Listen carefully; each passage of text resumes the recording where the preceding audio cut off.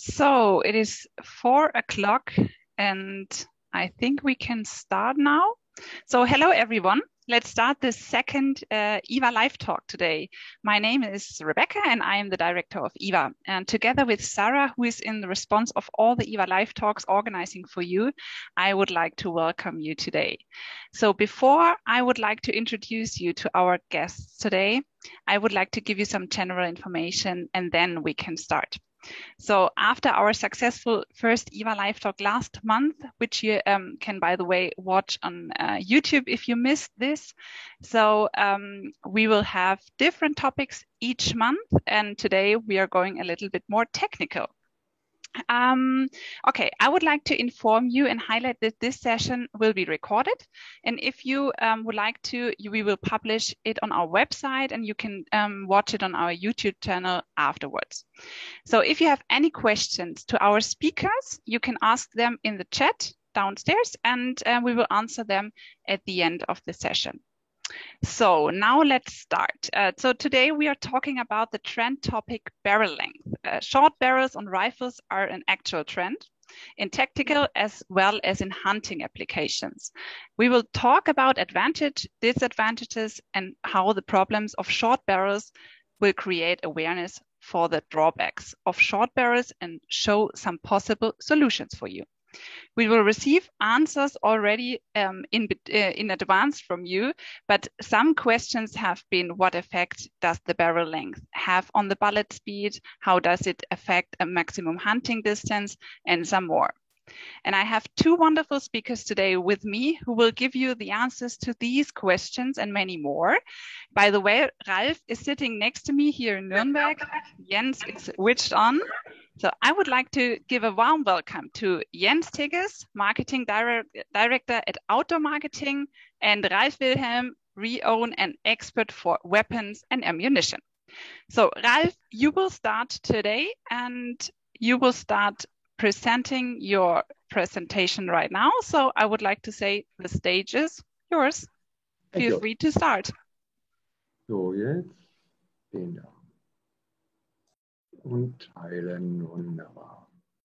Okay, ladies and gentlemen, welcome to this lecture and thank you for the IWA for inviting me and shed some light on the topic of barrel lengths and its influence on internal, external and terminal ballistics for tactical as well as for hunting applications. While I'm first going to focus a little more on tactical applications, Jens will later draw the topic a little more to the hunting side. Some general remarks and disclaimers before we're going to start here. The remarks we're going to make generally apply to all calibers, all rifle calibers. They also apply to all rifle manufacturers. Some of them will tell you, hey, with our short barrels, you don't have any disadvantages. I don't think that one company can fool physics and the others can't. So you can't outsmart physics. These remarks apply to all rifle manufacturers in the same. The lecture will focus on the caliber 223 5.56. Please don't discuss what 223 and 5.56, what's the difference. Spare me on this. The following notes will also give a very rough overview. We've got a limited time frame here. So in this time, I cannot go too much into details. That's why they were superficial and simplistic. If you have further questions, deeper questions, send them us by mail or write them in the notes down below so we can answer them later. But we cannot, due to the time frame, we just can do a little here. Okay.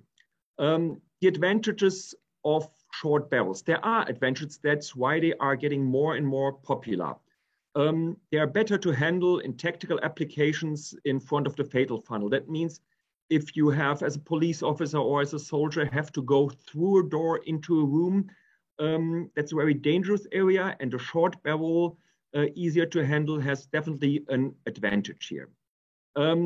It's easier, faster to move and swing when you are hunting and you're following a deer or a wild boar which is running. A short barrel is easier to move, easier to swing, applies to tactical and to hunting applications. Short barrels, of course, are easier to handle in confined spaces. For tactical applications, that might be aircrafts, that might be vehicles or buildings. For hunting applications, if you're sitting on a waist blind, on a tree stand, on a high stand, space is limited. So a short barrel gives you a lot of advantages, and it is easier to handle in that confined space. Suppressors, for a good reason, are getting more and more popular. They also have some disadvantages, but mostly advantages. So that's why hunting and tactical applications use more and more suppressors. However, a suppressor adds extra length, 20 to 30 centimeters extra to the barrel length. So that contradicts what we said before, and that's why short barrels make up for the extra length of the suppressor. One reason which I cannot follow too much, but which is sometimes a point, short guns look cooler. There is a word for it, it's called tactical. But think about it, because there are disadvantages if being cool is a good argument for getting a short barrel if it's technically not necessary. So sometimes the wishes of the user on one side and the technical necessities diverge. So we have to find a solution, and that's what we're going to talk about. Most of the points mentioned above are valid reasons for short barrels. Short but better. Is short really better? A few years ago, when I was working for a premium gun manufacturer, not to name intervention unit or SWAT team, as they say in English, approved the manufacturer and said, hey, we need a new gun. We have an MP5 and 9mm is not so powerful. And there are some criminals wearing ballistic bulletproof vests. So we would like to go for something with more penetration power. We would like to go for an assault rifle, mid-distance rifle, as some police applications called in Germany. So they're looking for something bigger than the MP5, stronger, more powerful. But of course, there were also demands like, hey, the new rifle should not be longer than the MP5. One argument, which I couldn't follow well, we had the case in the car that fits the MP5. So that case also should fit the new assault rifle. That's not a good argument, in my opinion. Okay, it will save the taxpayers money, but the technical reasons are more valid than we just have a case left. Because I'm not gonna get a baby because I have some diapers left. So, but German procurement. Okay, the technical application or the technical demand was the bullet must be able to penetrate an SK1 VPAM3 rated ballistic vest at 100 meters.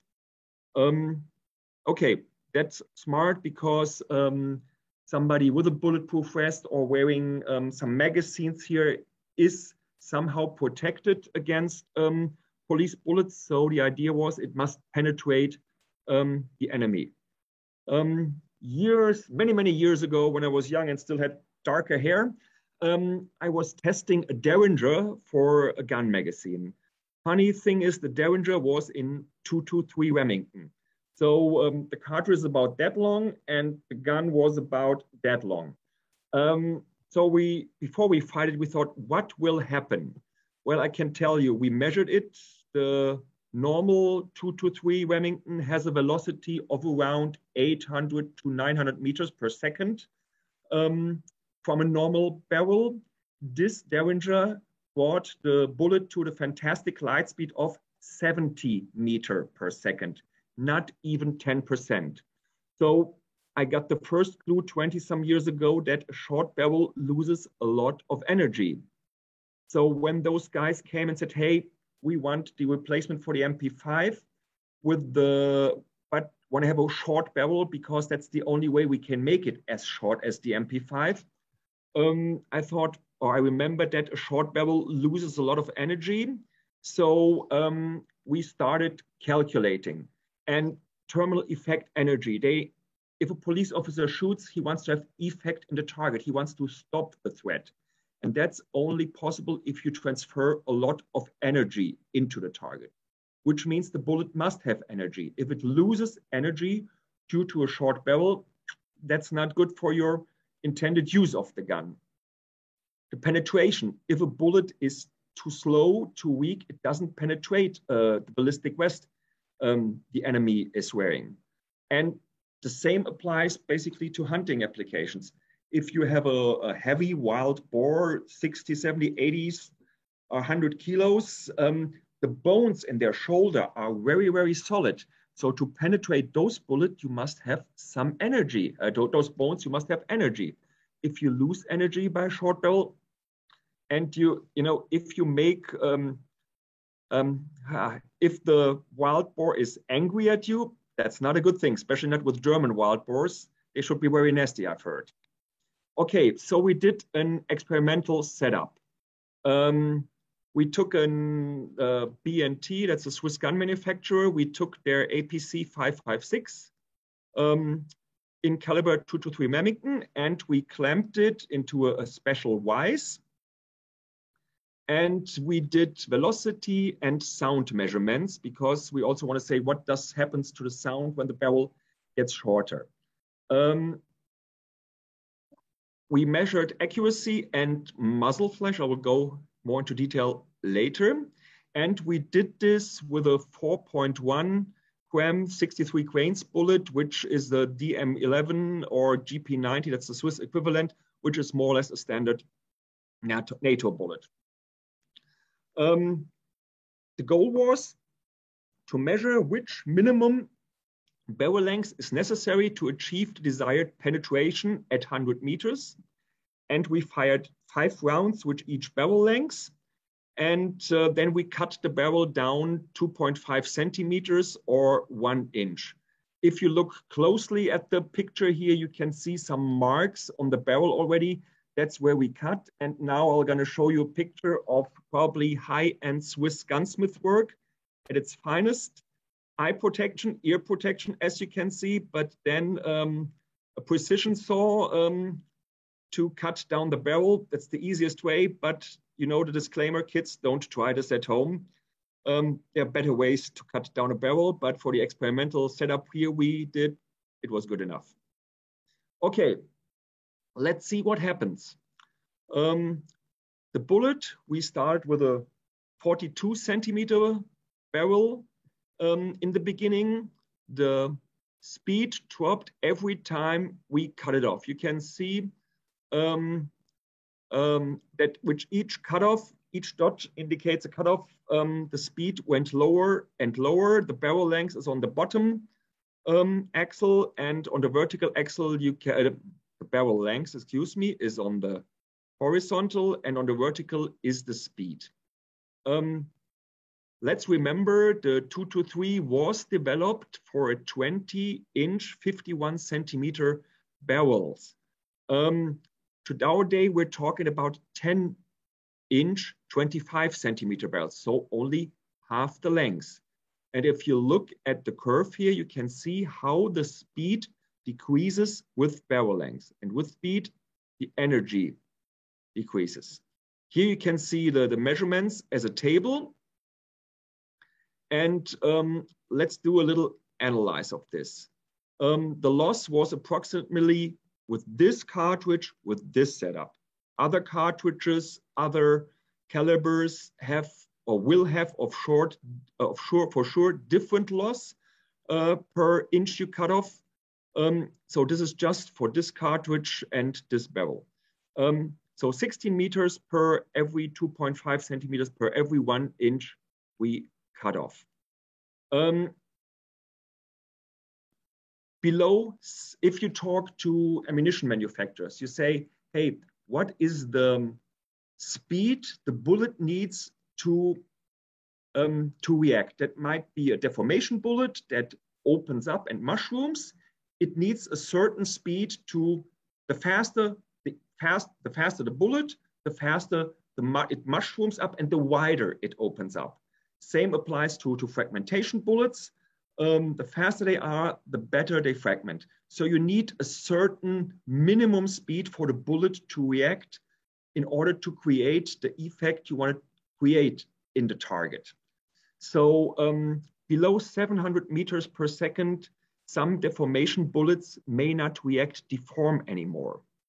And that applies over the whole range. So if you want to shoot at 100, or if your target, which is in hunting a standard application, is at 100 meters, you must have that speed at 100 meters, not at the muzzle. Please don't forget it, that there's a distance and a loss of speed between 0 and 100 meters from the muzzle. So less velocity, also while we're talking on hunting, means a shorter optimal sighting in distance. In Germany, GEE, günstigste Einschießentfernung, and a worse ballistic curve. For hunts beyond 100 meters, which of course happen, this will have a serious influence on the point of impact. It will be lower and lower the slower the bullet is at the muzzle. So that means you will have more drop on longer distances. And if you do not compensate this, if you don't have ballistic tables, you will miss. And missing is the worst thing that could happen in hunting. A bulletproof vest, the Schutzklasse SK1, VPAM3, won't be penetrated by a deformation bullet. We tried it with sticks action if the target velocity is less than 700 meters per second. So if there is urban situations where the maximum distance is 100 meters, where there's a terrorist and you must shoot it with your rifle, in order for the bullet to react, you need a speed of the bullet at 100 meters of 700 meters per second. So if you cut down the barrel, let's say to 27 centimeters or 270 millimeters, as the table states, you won't have for sure 700 meters velocity at 100 meters because these are muzzle velocities. So always keep the distance and the loss of speed at distance in mind. We also did this with different calibers. We tried it with the 308 Winchester, the 7.62-51, and the 300 Blackout, BLK, Whisper, however it's going to be called. They all lose speed.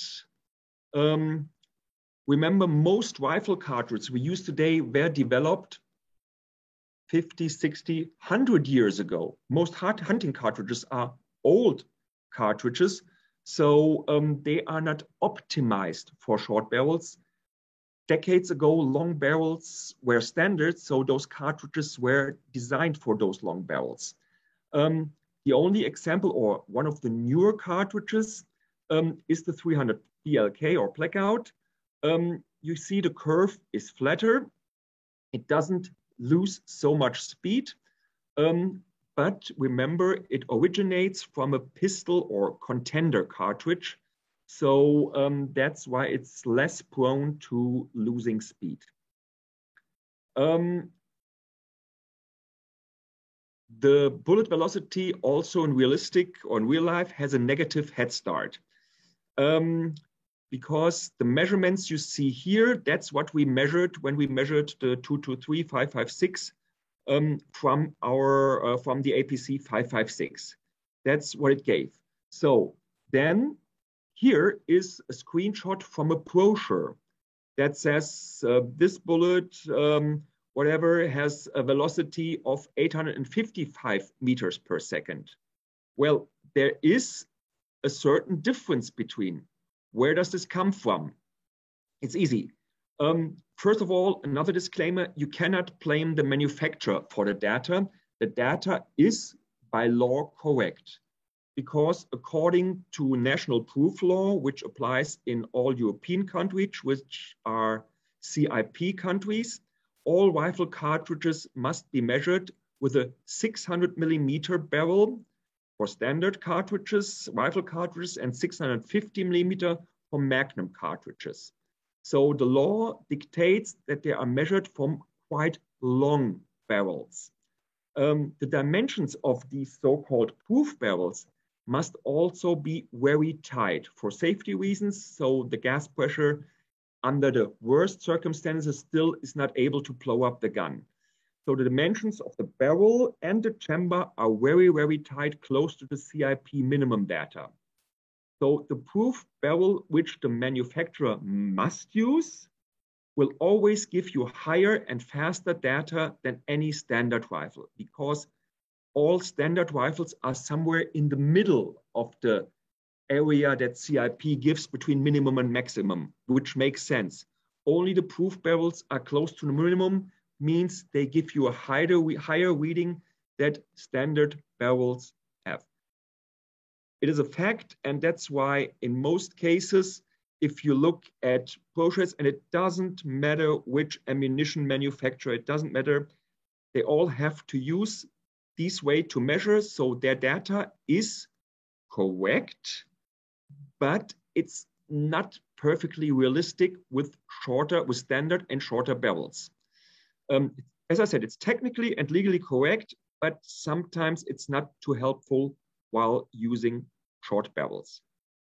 Okay, this part you're gonna hate, because I'll take you back to school, to the part you probably don't like, mathematics and physics. Do you remember the formula for calculating bullet energy? Okay, here we go, I'll spare you on this. The energy is half the mass times the velocity to square. The velocity enters the energy calculation in the square. That means a velocity loss is therefore massively noticeable in the energy. So here are the measurements, and I'll mark the two extreme measurements we had in red. So let's take the measurements of the 4.163 military bullet and see what we come to with results we get when we just calculate from the 42 millimeter, 420 millimeter barrel with 807 meters, we get 1335 joules at the muzzle. If we cut down the barrel, the same cartridge only gives us 956 joules. So we're losing about a lot of joules at this moment. Same if you calculate it up to 100 meters. From the 420 millimeter barrel, we get at 100 meters in the standard calculation, giving we're on sea level, temperature, all those calculations, we're only getting 1,040 joules, so we're losing already 300 joules. And from the short barrel, we only have 598 meters per second, or 730 joules at 100 meters. So you see, there's a lot of energy lost just because the barrel is short. And then ask yourself, does the bullet react, deform, and is the energy enough to do the effect in the target if it can penetrate a ballistic vest or a heavy shoulder bone of your prey? Other problem that I mentioned earlier, the drop. From a 42 centimeter barrel in the standard model, the drop is 101 meter and 28 centimeters, 128 centimeters at 400 meters. From the short barrel, it drops 1 meter 91. So 400 meters is not a shooting distance for hunters, but in military applications, this is sometimes necessary. So you have to aim much higher, and you cannot rely on your old data, which was given to the full barrel length. You have to find some new data. Hunting. Also some thoughts on this. The short barrels might be very good to handle if you have to stalk to thick African bush with thorns and trees and whatever is hanging around there. But they cost, as we've seen, a lot of energy. A loss of bullet energy is not really wise when hunting large, dangerous game, and I mean game much larger than a heavy German wild boar. In Namibia, for example, you have to have an energy at the muzzle of 4,500 joules for buffalo and elephant. If you have a cartridge that just meets these values on the package or in the brochure, you will not get this energy out of your hunting rifle if it has a short barrel. So there are definitely drawbacks. Unfortunately, you cannot rely on the ballistic data on the package, as the trajectory curve is only correct when the bullet reaches the stated velocity, which from a short barrel, it won't. So for hunters, if you hunt on longer distance, if you hunt with a short barrel, please make sure, go out on the range, do your own measurements if possible, or at least shoot it at different lengths to see how deep the impact, how much the bullet drop, where the impact is actually compared to the data. So you have your own ballistic table at different distances. Okay. One good point, accuracy is not really affected. We cut off the barrel in a rather easy way. So the muzzle was not really precise. Let's say it like this. But sometimes we reworked it, so it gave us the muzzle was fair enough for accuracy. And as you can see, accuracy with pictures 10 and 12 was not affected by the shorter barrels. When you seen some Olympic used air rifles or 22 small bore rifles, they sometimes have a quite short barrel and then just a long tube on it, which looks like a barrel, in order to give you maximum sight length, but you have a quite short barrel. So barrel length is in general not a big influence, especially with hunting or tactical applications. Might be different with people who like to shoot a thumbnail on 1,000 meters, okay, but for tactical and hunting applications, accuracy is not a problem with short barrels, just bullet energy is. Okay, but there are some further problems we quickly need to address. Function. Short barrels create problems with self-loading rifles. Most self-loading rifles as used today are gas operated, and they have a gas port somewhere. The gas port must be located with some distance to the chamber because there's the pressure too high, and some distance to the muzzle because it needs some space to work. This is the way to ensure reliable function. Let's see what happens if we fire a bullet. If the bullet is up to here, nothing happens because the gun is locked. There is no gas reaching the outtake, the gas tube yet. So when the bullet travels a little further, then the gas can flow through the hole in the barrel into the gas system. And from this point on, the rifle will start cycling. The distance between the chamber and the gas port has influence on the gas pressure. The further away the gas port from the chamber is, the lower the pressure will be. In the other way, the closer it is to the gas, to the chamber, the higher it will be. And it could be too high, which will result in a lot of wear and tear on the gun. So this means a reliable function could not be guaranteed if the gas port is too close. What happens if we put the gas port further out?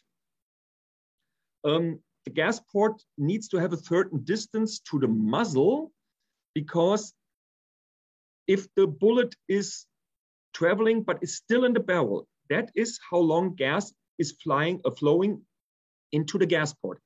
As soon as the bullet has left the muzzle, the gas pressure breaks down and no gas will flow into the gas port and in the system anymore.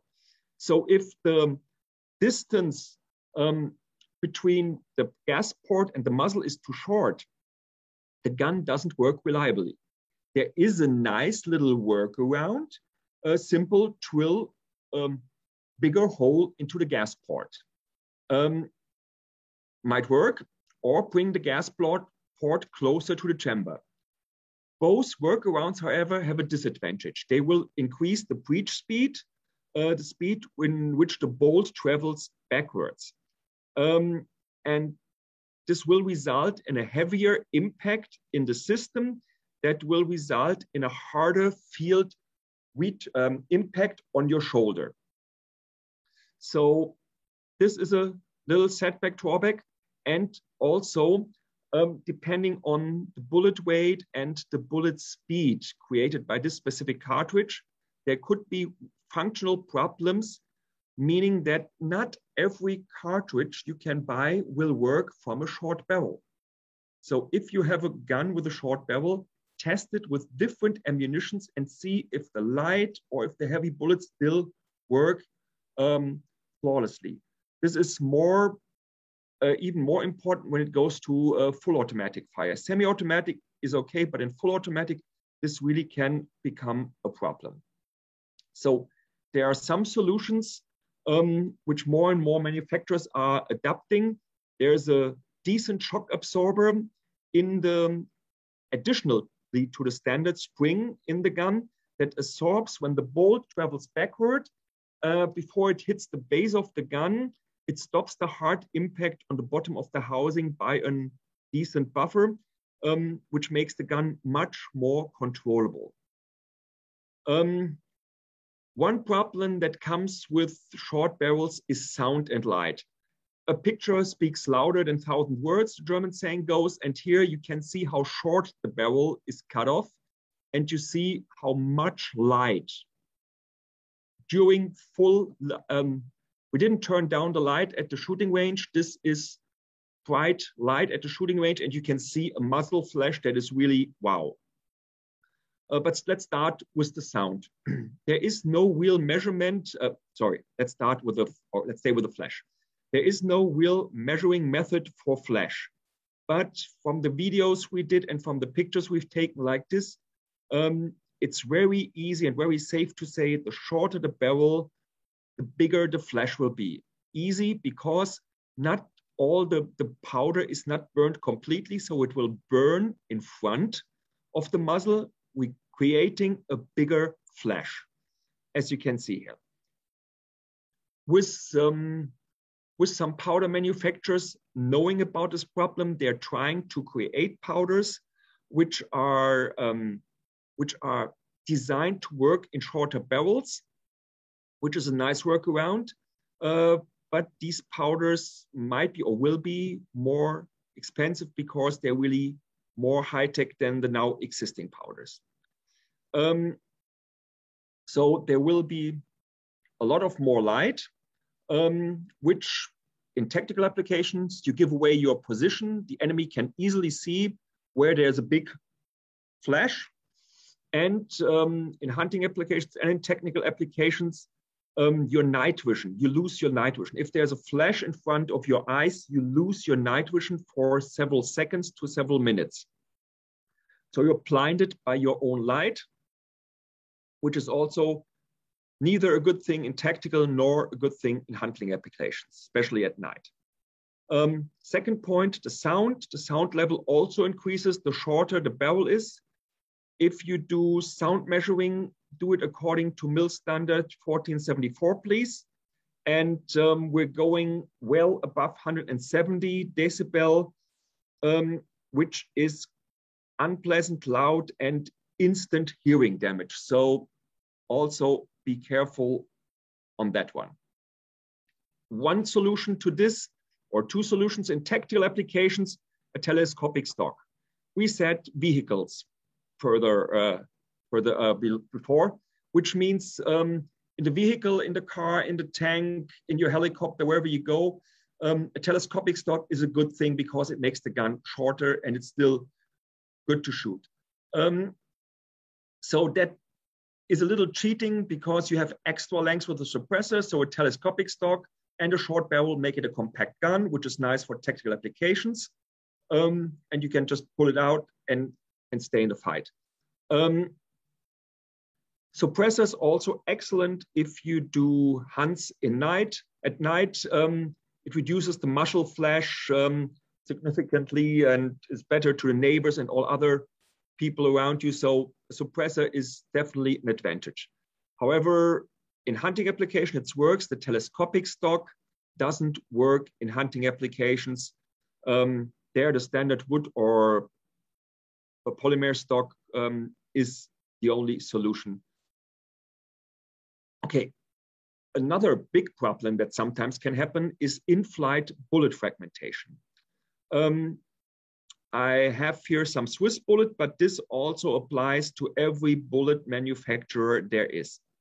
You see two types of bullets here. On the left, you see an open bottom bullet, and on the right, you see a closed bottom bullet. Open bottom bullets can be blown up from behind by the large gas pressure. Remember, the shorter the barrel, the higher the gas pressure at the muzzle will be. If this gas pressure in the moment where the bullet leaves the muzzle it's still on the base, on the bottom of the bullet. So this can blow up the jacket and can separate the jacket, the lead core or whatever core you got from the jacket. So the result is it's not accuracy at all.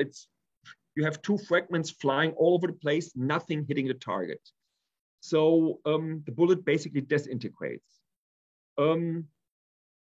The 55 grain bullet with an open bottom, open base will show on the left, flies perfectly, excellent results from a 10-inch barrel, but due to the higher pressure at the muzzle from a 7-inch barrel, 7.5-inch barrel, it will blow up.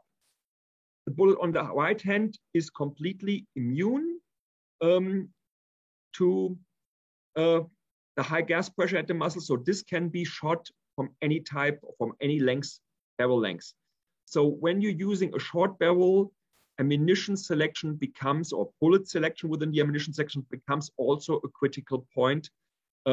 Please remember this. On hunting, this is less important because hunters basically have some hollow point bullets which are open at the front and closed at the back. But on some tactical applications where a full metal jacket bullet is used, or in some parts of sport shooting, this can become a critical issue. Okay, let's sum this quickly up. Barrel lengths in 2 to 3 are effectively or good in a range from 40.5 inch to 20 inch, which means 37 to 50 centimeters. If they are shorter than 14.5 inch, that's only recommended for special applications, a SWAT team working close quarters in urban areas. But the user must always be aware of the drawbacks and should never be shorter than 10 centimeters, 10 inches, 25 centimeters. Always consider the energy of your bullet from a short barrel on a desired distance. Don't think it has 700 joules at the muzzle. Always think how many joules does it have at target distance, at 100 or 200 meters. Is the bullet still fast enough? Does it still have enough energy at the distance to guarantee fragmentation or deformation, so to guarantee an effect in the target? A silencer is a good solution to reduce the noise and light signature to a tolerable level because the short barrel is louder and has more light. With short barrels, guns will not work with all ammunitions anymore. And some bullets will not survive the high muzzle pressure. If necessary, switch to other calibers which are better suited for short barrels, like the 300 blackout for SWAT police applications. They are more or better to shorter barrels than the 2 to 3. And I'm pretty sure Jens will mention some calibers which are better suited for short barrels in hunting applications. So that's so far from my side. And Jens, some hunting remarks from your side, please. Yeah, thank you, Ralph, for your interesting information and some good war stories. It's always good to hear that. Yeah, I mean, my presentation will add on to yours and especially cover the hunting side. So let's dive in it.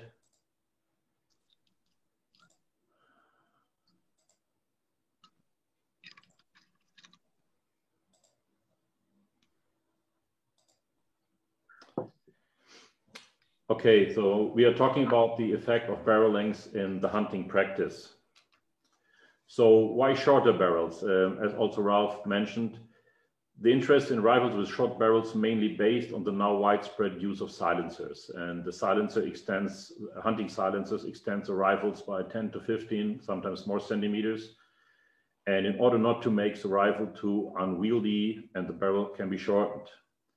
The common factory barrel length of 61 to 56 centimeters, that means typical reduction you see is 51 to 46 centimeters and sometimes even shorter than this.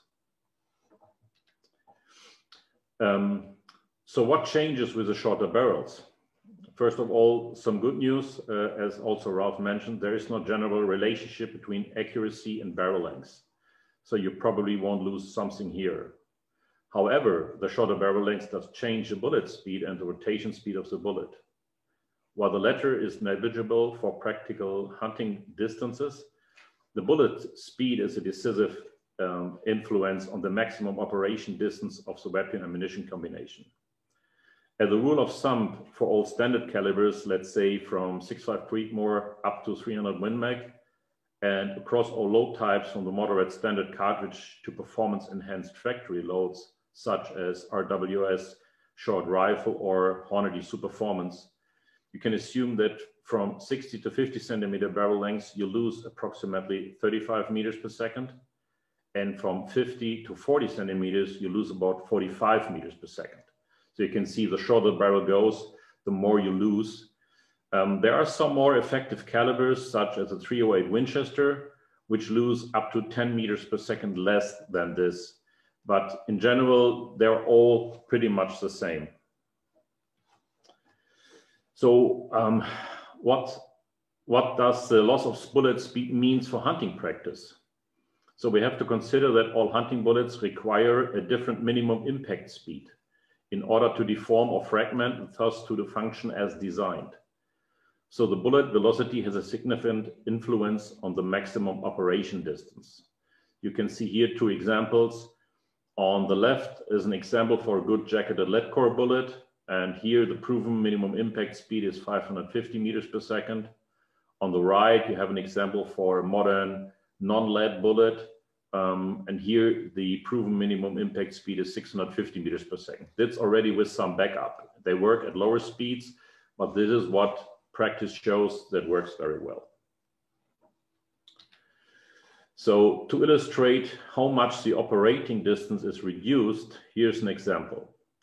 So again, knowing that the proven in practice minimum impact speed for a lead-free expanding bullet is 650 meters per second, that means the maximum operating distance for an example here, 165 grain Hornady GMX Superformance line fired from a 50 centimeter barrel at 820 meters per second muzzle velocity is 250 meters. So at 250 meters, it drops below the 650, and from there on, it could be critical.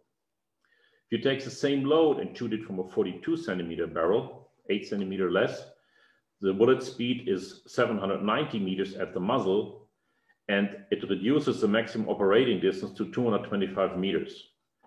In that case, means 30 meters loss velocity means 25 meter less effective range. More speed loss, more cut down in effective range. Just as an interest, both loads or both examples have an energy at the target from over 2,000 joules. So that the impact speed can be more important than the impact energy also shows the same consideration with a caliber 9.3 by 62. So here the target energy at 200 meters is at 3,000 joules, so 1,000 joules more, but the impact speed of that example bullet of 250 grain is only at 600 meters per second.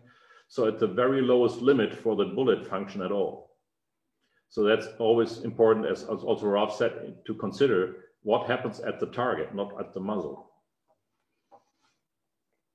So how can the hunter influence the operating distance?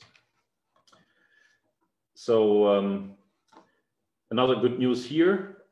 At distances up to 150 meters, there are hardly any common weapon ammunition combinations that do not meet the practical requirements. But if you want to shoot or hunt at longer distances or want to have more instantaneous effects, there are several options through the selection of ammunition that you can do. First one is choose a fast load. So if you look at this comparison, you will notice that there is some heavier bullets that lose less speed in total, but the speed at the target or at the muzzle is still higher with the fast loads. So it's always a good idea to pick a faster load. And I once asked the chief ballistician of Hodgson Powder which load is the fastest from a short barrel, and Ron Reiber answered in his usual dry sense for humor, the one that's the fastest from a long barrel. And he's absolutely right. Even if some loads and powders lose less percentage of speed, the fast load will always stay the fast load. So that's to consider. There's no bullets over or loads overtaking each other in loss. So if you want to shoot further with a short barrel, go for the lighter, faster bullets. That's a good idea. Second option, you can select bullets with a higher BC value. The BC stands for ballistic coefficient, which in simple terms describes the streamlining. So the higher the BC value is, the less speed the bullet loses in flight. For example, here, if you compare a 308 bullet with 170 grains at 800 meters per second with a BC of 0.354, which corresponds to a more classic round nose bullet, then the desired impact speed of, again, 650 meters per second is reached already at 188 meters.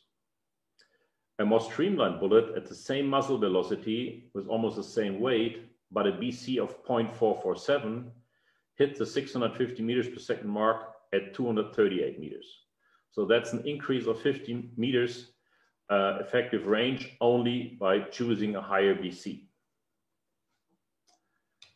Third option, which is even more special, you can select a bullet that requires a slower impact velocity.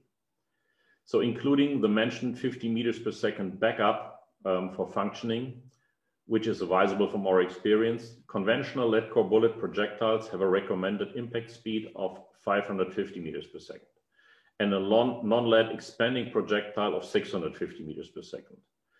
But there are special projectiles that have been developed for weaker cartridges or for longer distances, which require a significant lower impact speed. For example, the maximum operation distance, if the bullet's impact speed reduces from 650 to 550, the operation distance can increase from 200 up to 350 meters. So quite significant change here. But in most cases, this is only an option for the reloader, and for special occasions means if you mostly shoot on longer distances. Because please keep in mind that such a bullet that expands at lower velocities can overexpand or even fragment at higher speeds, means very close distances. That's why factory loads are made more balanced to fulfill a wider variety of hunting applications. One side effect that also Ralph said is if you're using a very short barrel, you might have or you will have a larger muzzle flash. But in most cases, this will be reduced by the silencer. But we should always be aware that the muzzle pressure increases. So if you cut back the barrel, the exit pressure when the bullet exits the barrel is much higher than on a longer barrel, which means there is more wear on the silencer. So regular checks here does make a lot of sense, and you should closely supervise it, what happens to your silencer if you shoot high pressure loads from a short barrel. So as a summary, you can say short barrel rifles work for hunting distances, most distance up to 150 meters. The decisive factor is not the speed at the muzzle, but the speed at the desired hunting distance, and it should match the minimum impact speed of your bullet.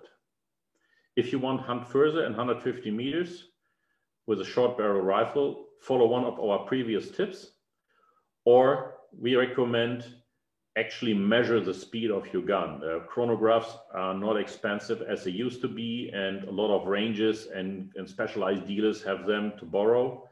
and you can actually measure what you have, and together with the bullet weight and the BC of the bullet, you can calculate the maximum operating distance for your load. There's a lot of plenty of free online ballistic calculators that you can use for that. And we also recommend, of course, if you want to shoot further, practice further, do your homework, but also practice, because the ballistic turrets alone won't do it. So thank you for your attention, and you can ask your question afterwards. So thank you very much, Jens and Ralf, for your very interesting presentations. So thank you so much. I think we can pass on to the question and answers. We received some questions, 9 questions in advance already from the audience. And I have seen in the chat that Ahmed already asked a few questions. But I would like to start with the first one. May, Ralf, I can ask you to answer these questions. And the question is, are there any calibers that are more prone to losing speed and energy than others? Yes, like, Jens, let's share this question or answer. I would, as a rule of thumb, say that the faster a caliber is originally, the more prone it is to losing speed, as Jens showed in one of his charts. So if you have a bigger caliber, a fatter bullet, it's less prone to losing energy. But as Jens perfectly said, you have to remember that there's a minimum speed for the bullet to react. So cut down a 222 barrel or something like this is less good than cutting down a 9.3 by whatever 62 or so. Jens, or what would you suggest? Yeah, I would agree to that. Is that we're still in the middle of some testings. The only caliber that we tested so far that stands out of the others is the 308 Winchester. That is really good for short barrels. Expect special calibers like 300 Blackout, which is also very good. But I think, and more tests would show, if the bullet uses a faster powder in general, I mean, for its case capacity, like the 308, maybe like an 8x57, 9.3, 62, I can assume too, they will lose a little less. In general, it was 30 to 40 meters per second. If you cut it down 10 centimeters, that might lose 10 meters per second less. So maybe you end up in 25 to 30 meters per second loss. But again, there are solutions for most applications. If you hunt 150 meters, most of the combinations will work. So there's if you want to make sure a good combination, if you want to really cut it down to 42 centimeters or more, at the moment I would go 308, because there will also be most likely the new every new caliber, every new load that will come up for the market will come up for 308 first, I assume.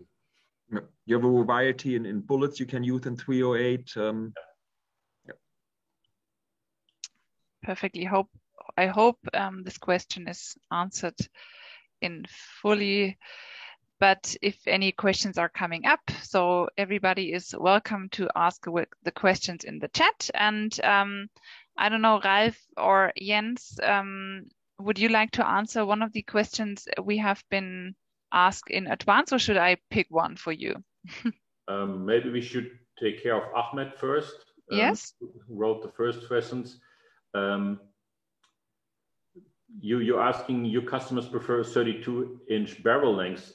I assume that shotguns, because 32 is extremely long. I mean, that is in centerfire rifles. I only see that in F-class and 1,000-yard competitions and long range. They use this type of barrel. So I assume, Ahmed, you're talking about shotguns, which we don't cover here.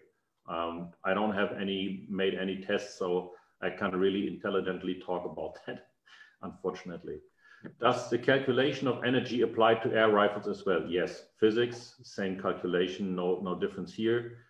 Can we overcome the energy loss by making the tripod tighter? No, not really. The dimensions of bullet to the bore have to stay within a certain factor. There's other things you can do, but that's basically it. So I hope that covers the question. Well, as I said, if I can jump in here, there's a certain range given by CIP with minimum and maximum barrel dimensions or diameter.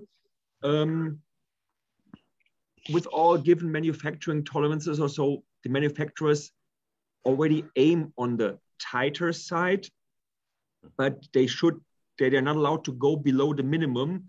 So you can gain a few meters from that, but not as effectively as you get it from the length.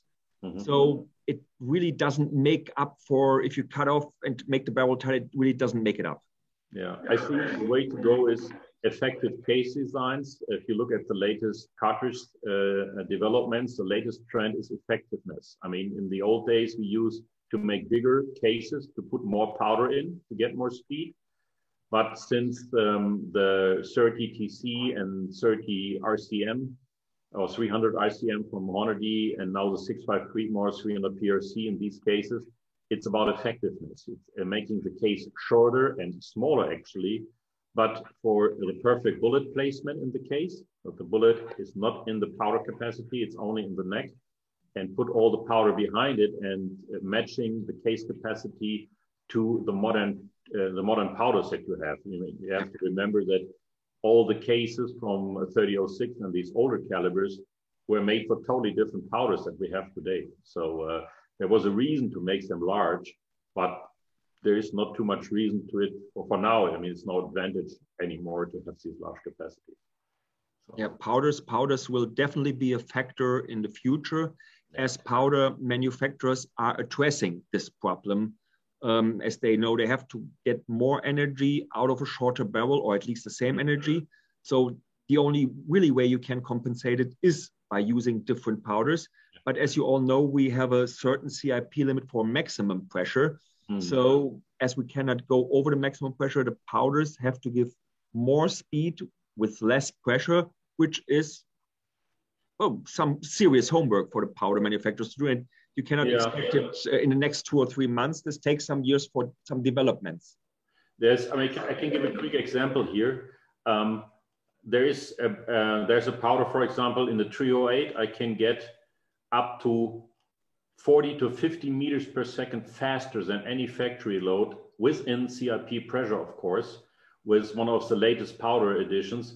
And even if you cut down a barrel for that powder, you might lose 4% instead of only 2.5 with the regular powders, but you're still the fastest because you have so much speed up front that even if you drop maybe 10, 15 meters per second more, it will still be the fastest load. So there is some big developments here. Okay, there's just an interesting question popped up, which I want to pick out. What about the lifetime of a barrel? Is there any fact shows that barrel length affects a barrel lifespan? Well, the most wear and tear on the barrel is where the chamber goes into the barrel. There you have the hottest gas. There you have powder particles, which is like sandblasting to the barrel. So that's where the most wear and tear will happen. So there's no, at the end of the barrel where the pressure is low, there is no effect. So barrel length and barrel lifetime there's no interaction between those. The faster a caliber is, the shorter the barrel lifetime is, I would roughly say. And but on the other hand, besides, if you shoot F-class or our frequent 1,000 yards or beyond shooter, barrel accuracy needs a lot of rounds to decrease. Very many rounds, more than 99% of the hunters and sport shooters will do from one gun in their lifetime. Yeah, I absolutely agree. I can only see the shorter barrel will last a little bit longer because the pressure is not as long in the barrel, but that is negligible. That is not really a deciding factor, as Ralph said. The F-class guys on the very hot calibers, they shoot 2,000, 2,500 rounds before they drop it, and that barrel will still last 2 lifetimes in a hunter's life, because the accuracy is still beyond anything we can see in hunting rifles. But for these guys, that doesn't matter. So no, I don't see there's no significant change in barrel lifetime. That's what I say. Yeah, but as I said, the lifespan of the gun might be decreased as the shorter barrels, the bolt comes back faster. So there's more wear and tear on the gun with shorter barrels, but also this is with a good built semi-automatic or full automatic rifle, not a problem within the round numbers that normal users do. Yeah, agreed. Okay, so may I should pick a question of the ones? Okay, so I will pick the question of Ole Scharenberg. He asks how to calculate the optimum barrel length for precision and reach for lead-free ammo. You can use my formula actually. You consider 650 meters minimum impact speed. You consider that you lose, let's say as a sum of rules, 3.5 meters per second per centimeter. And then you look at your box of ammo, what speed is there, deduct the speed you think the barrel length should be, and then use a ballistic calculator to see at what distance you still have the 650 meters per second. That's probably the easiest way to do that. Yeah. Moin moin nach Hamburg in this case, and where this question comes from. And there's no difference between lead-free, because lead-free is a problem in some countries. In other countries, you can use lead bullets still. So there's no big difference. Also, a lead bullet needs a certain minimum speed to work properly, to react. So it's the same calculation, the same formula, the same idea behind it.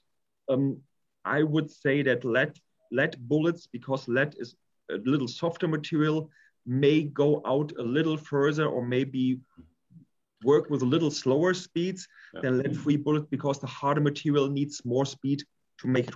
Yeah, we found 550 meters per second for lead core and 650 meters per second for non-lead. Expanding bullets is a very good value. You have some backup there. They work slower, but then you have a good instantaneous effect on the animal and everything. So I think that's a good thumb up rule to use that. Perfect. I hope, Ole, this question is answered very well. If not, feel free to use the chat. The next one I choose is from Dr. Bartosz Bakia. I don't know how to pronounce it correctly, sorry. Does using steel ammunition increase wear and tear in the barrels? And if so, does the length make any difference? Ralph, you want to cover that? The first question is, unpolite as I am, I would answer with a counter question. What is a steel bullet? The barrel wear and tear depends on the dimension of the bullets. It is close to the maximum dimensions that are allowed, and the softness of the material. So there are so many different alloys. Some of them are quite soft and don't pose any wear and tear to the barrel, while others are harder and may pose some. But also here I would say in general, with the numbers of rounds a hunter does, it won't affect it in a lifetime. I don't see any problems. Remember that some bullets have a steel jacket, for example, like the quite well-known Prenneke TIG and TUG bullets. They have a steel, nickel-plated steel jacket, and those are in use for decades with some family inherited guns passed on for generations, and the accuracy is still good because there's a soft lead core in this.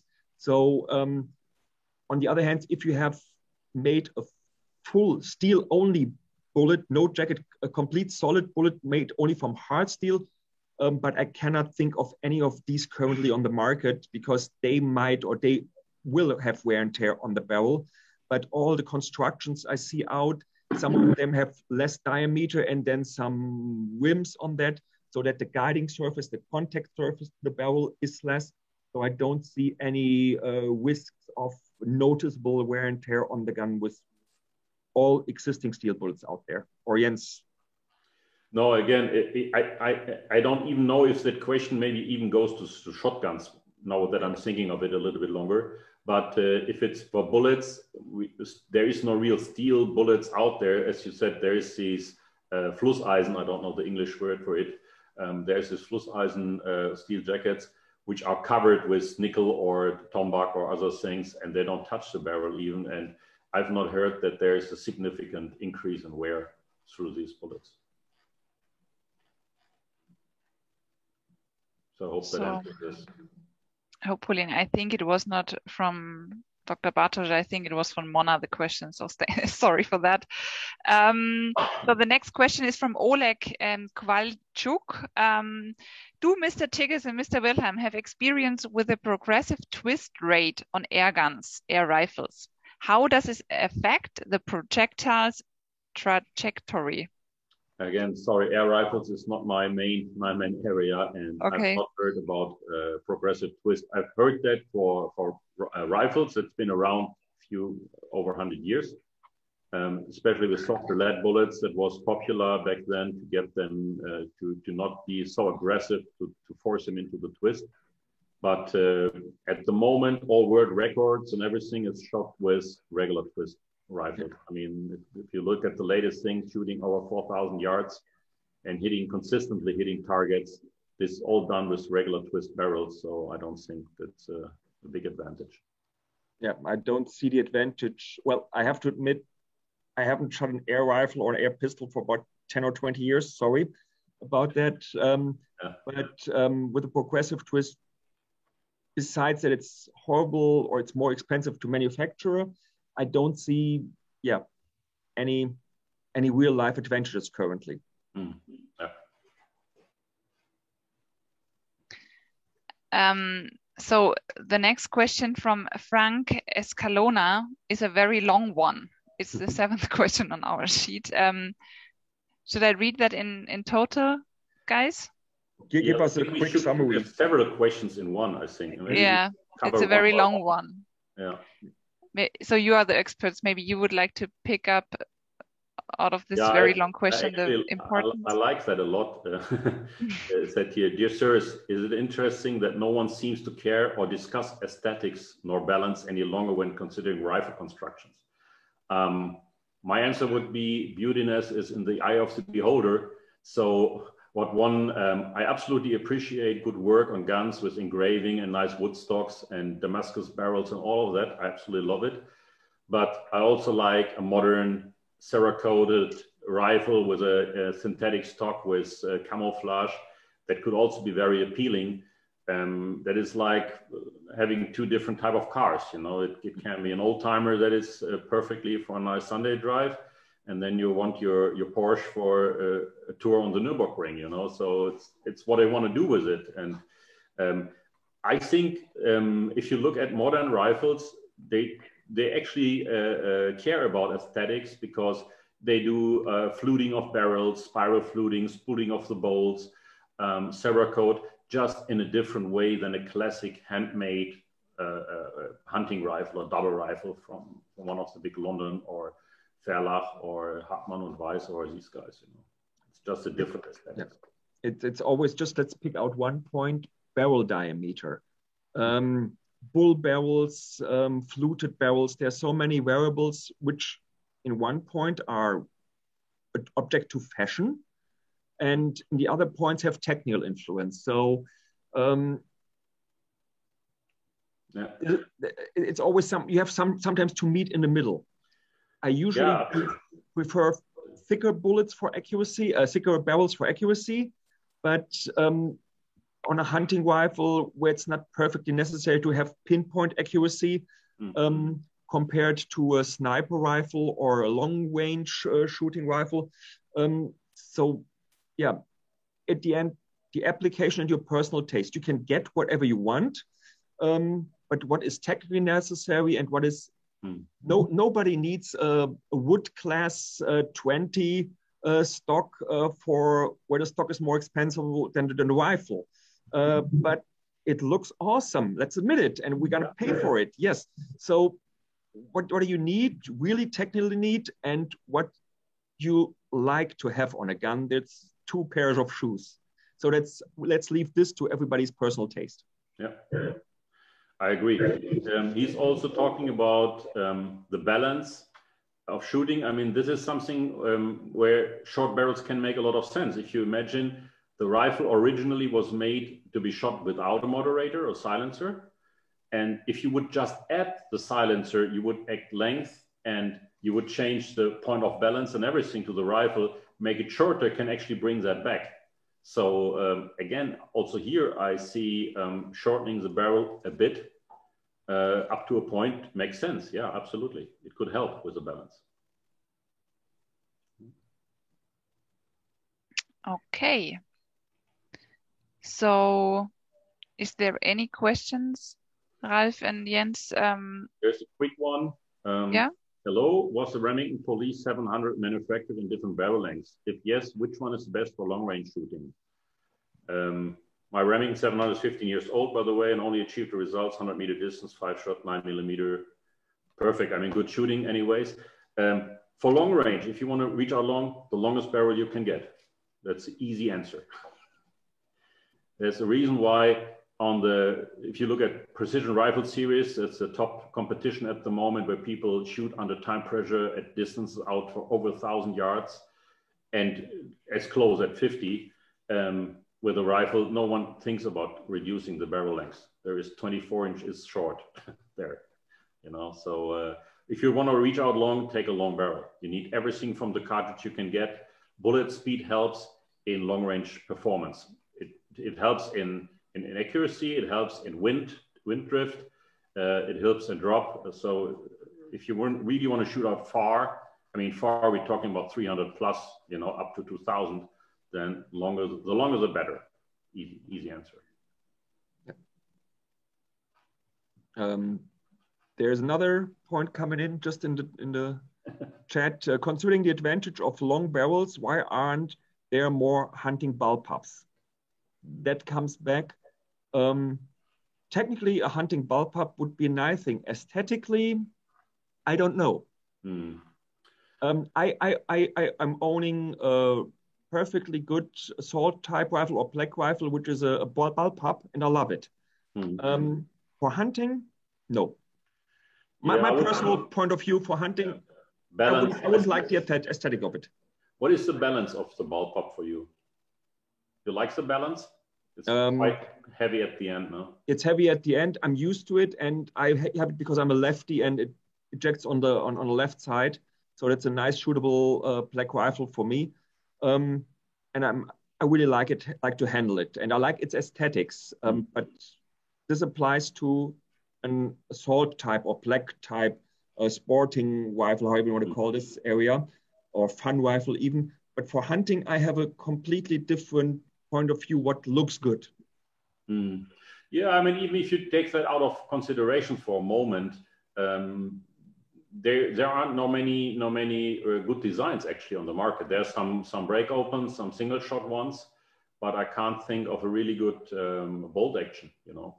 Yeah, and if you're on a few custom guns, but yeah, if you're on a driven hunt where you have to go 2 or 3 or 4 fast rounds, that's not possible with a bullpup, or must be a very complicated system.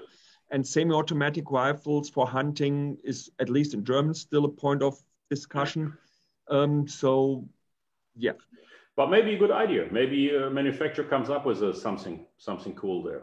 Why not? I mean, everything can be done if there is a need for it. If there's a market for it, someone will do it.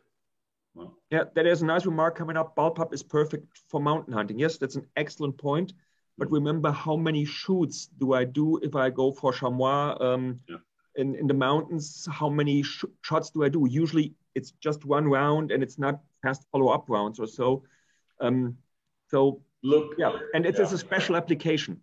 Look at the latest trends. I mean, if you see carbon stocks, carbon wrapped stainless barrels, for example, you can get the weight down of a rifle down to under 2.5 kilos if you really want. And that already, the length, I think, is not the point in mountain hunting, it's the weight. And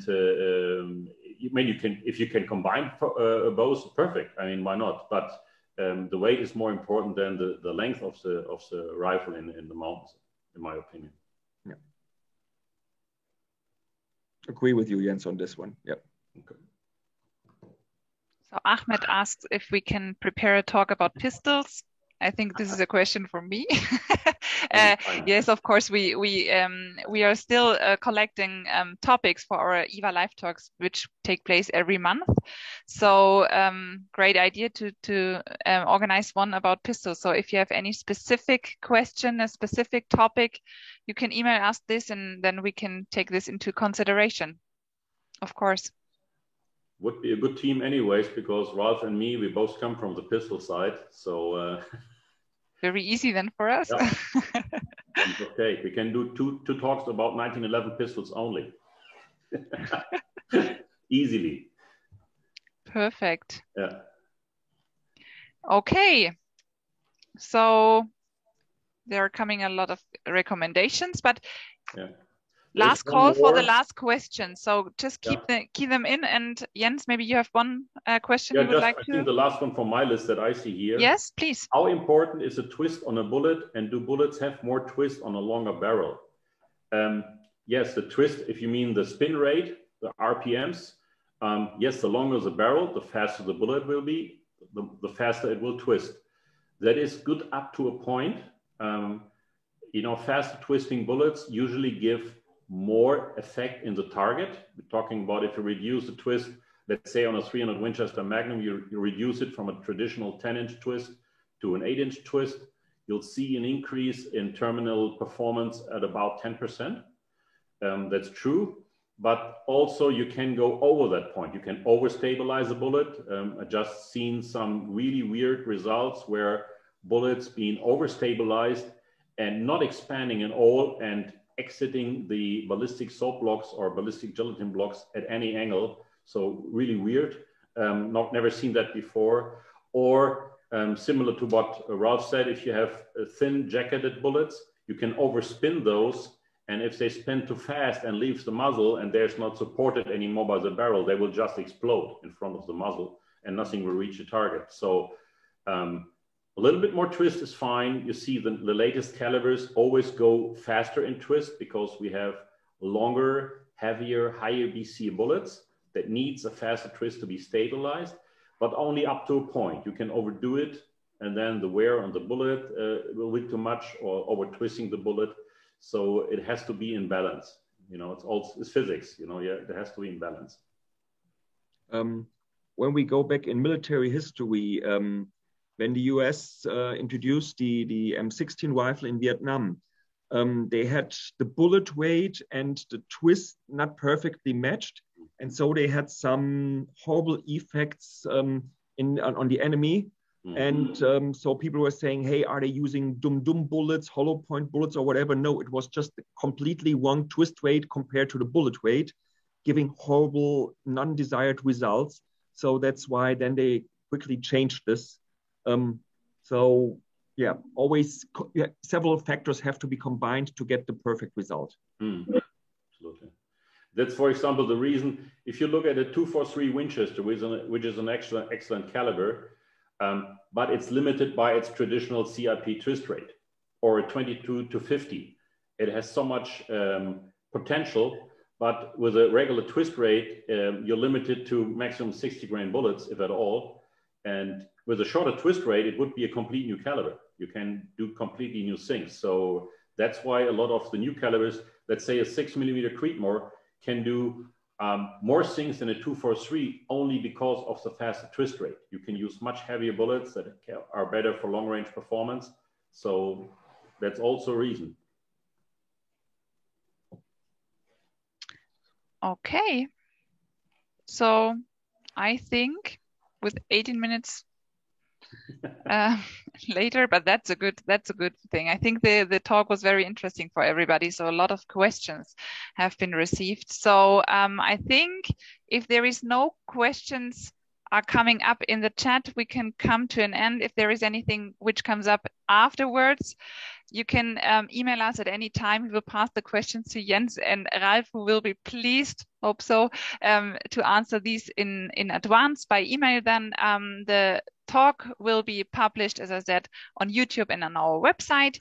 So the next talks will be announced on our website, on our social media accounts, and so on. So stay tuned, and so have a good day. have a good evening, depending on your time zone. And last thanks to Ralph and Jens for your time, for your efforts, and for joining us today. Thank you so much. Yeah. Thanks for the invitation and thanks for the attention. Welcome. Thanks for watching, guys. There. Thank you. Goodbye. Bye-bye. Bye.